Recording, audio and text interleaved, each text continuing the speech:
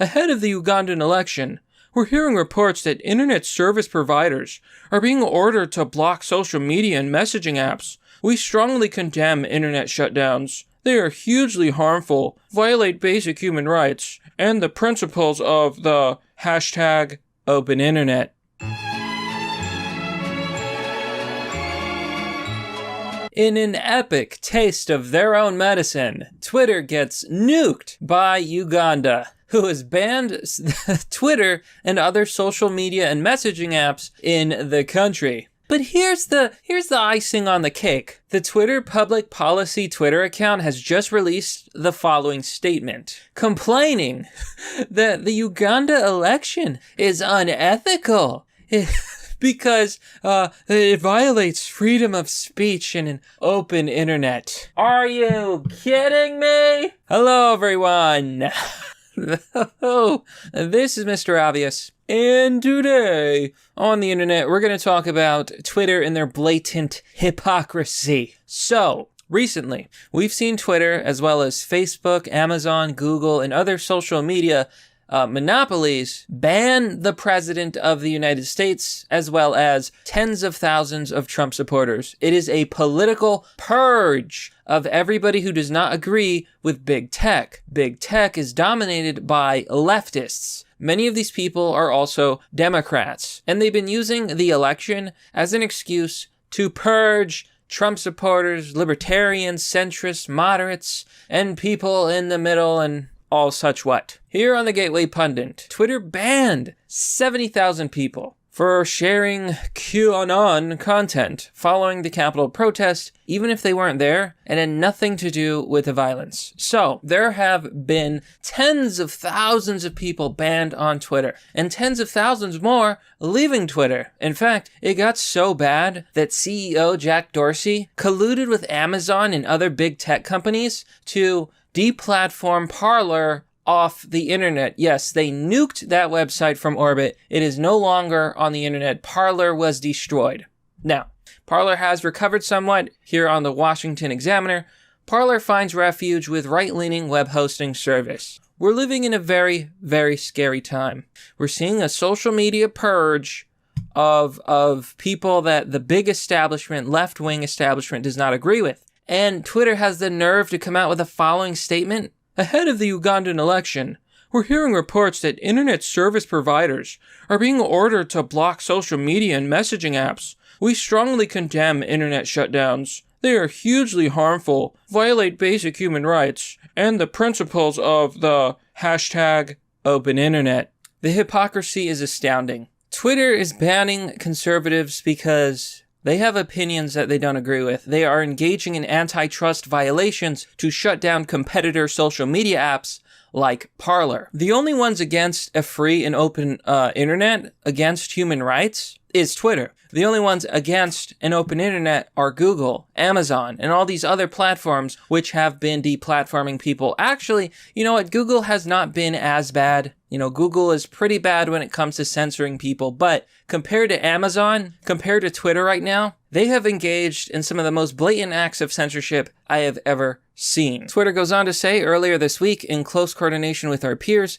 we suspended a number of accounts targeting the election in Uganda. If we can attribute any of these activity to state-backed actors, we will disclose to our archive of information operations. Well, why is Twitter operating in information warfare? Let me ask you a question. Since when was Twitter the decider of the Ugandan election? Who do these people think they are? Oh, I think I know the answer. They are big tech. They are mad with power. They believe they control everybody, including you. You're just a slave. You just have to listen. What Twitter says you can say is what you can say. You better listen here, you little peasant. You don't have freedom of speech. We have freedom of speech. Rules for thee, but not for me. And this is the biggest part. Twitter public policy. Access to information and freedom of expression, including the public conversation on Twitter, is never more important than during a democratic processes, particularly elections.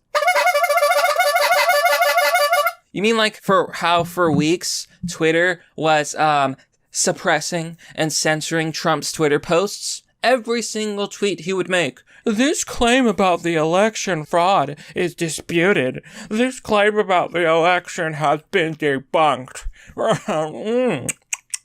Now let me go suck the dick of Joe Biden. Oh, so good. I hate Twitter.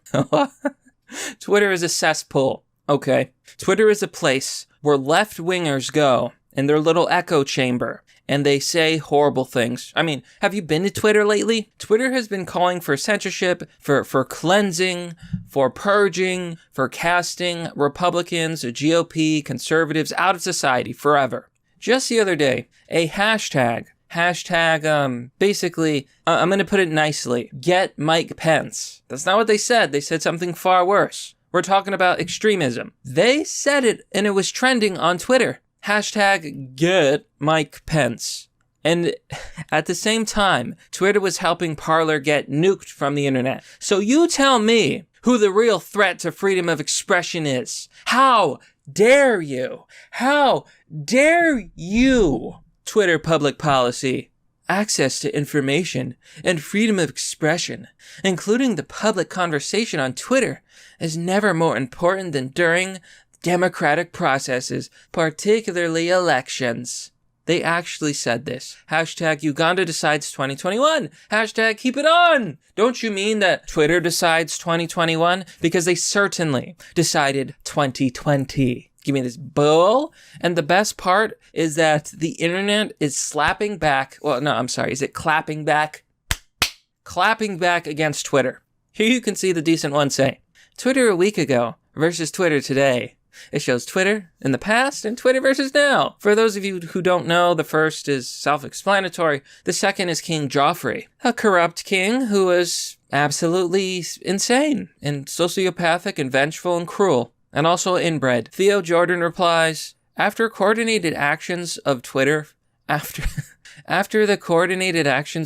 Facebook, Apple, Google, and Amazon and Cloudflare against their own populace this week, this tweet deserves a fancy frame in a primo spot in some museum. Ulmer says, did @TheOnion write this to make fun of Twitter? Or did Twitter actually write this? I'm really confused. I don't know what's real anymore. Mr. Brightside says, quote, that being said, we feel strongly that while internet is working, big tech and billionaires should be allowed to censor anyone we don't like. So what people are basically pointing out is that this is an epic failure of self-awareness. Twitter basically just shot freedom of speech in the face. And then they're saying, you can't ban me. If you ban me, that's a violation of freedom of speech. I thought this was what you wanted. You wanted a censored internet. You wanted to purge Trump supporters and Trump himself, the sitting president of the United States, at least for now, until January 20th, noon.